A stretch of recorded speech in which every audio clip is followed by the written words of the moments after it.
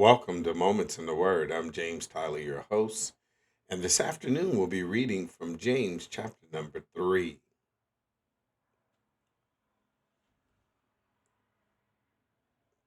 My brethren, be not many masters, knowing that we should receive the greater condemnation.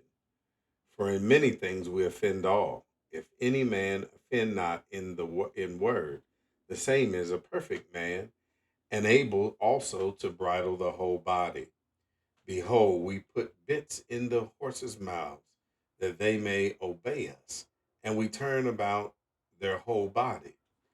Behold also the ships, which though they be so great, and are driven of fierce winds, yet are they turned about with a small helm, whithersoever the governor listeth.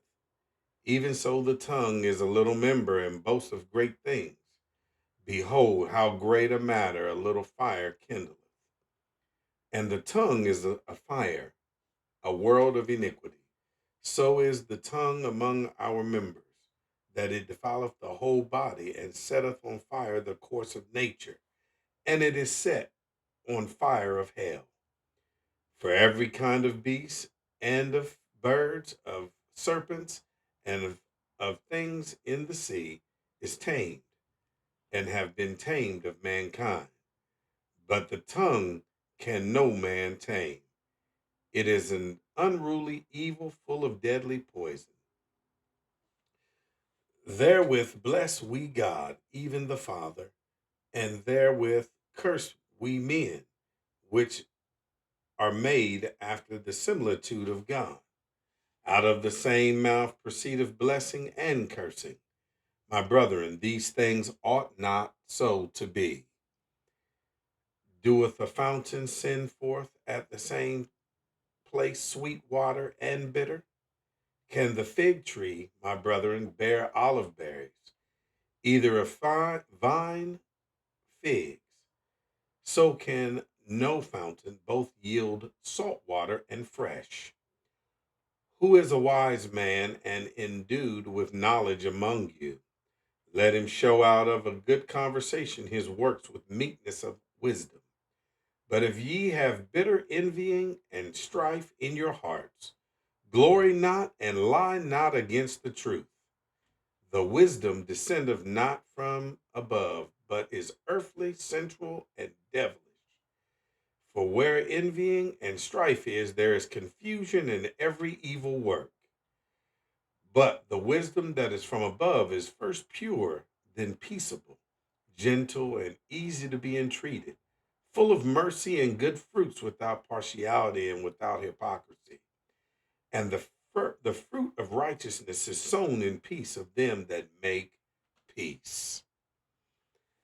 As we turn and we look at the scripture today, this afternoon, we find that James is about teaching us about the maturity in our speech and the wisdom.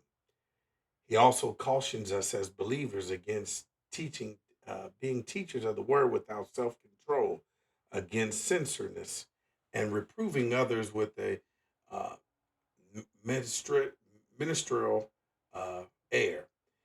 It illustrates the power and danger of the tongue by comparing it to a bit in a horse's mouth, a rudder of a ship, and a fire kindled by hail. It shows what true wisdom is and where it comes from, and contrasts it with the wisdom of the world. This chapter also teaches us and warns us by not many people should become teachers, as they will be judged more strictly than others.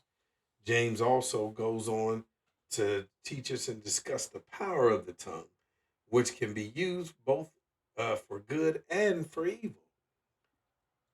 He also compares it to a bit in a horse's mouth, which can control the entire animal, and a rudder on a ship, which can steer the entire vessel.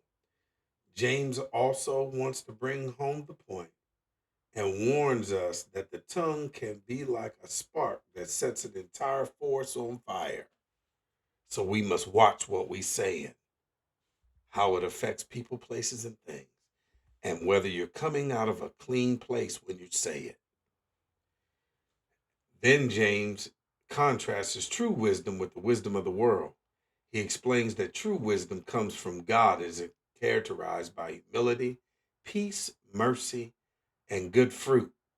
In contrast, the wisdom of the world is characterized by envy, self ambition, disorder, and evil practices. So, overall, today, James is trying to teach us about the importance of controlling our speech and seeking true wisdom. Not wisdom from the world, but wisdom from God. I'm James Tyler. You've been listening to Moments in the Word, coming to you live one more time from the Castle Studios. God bless.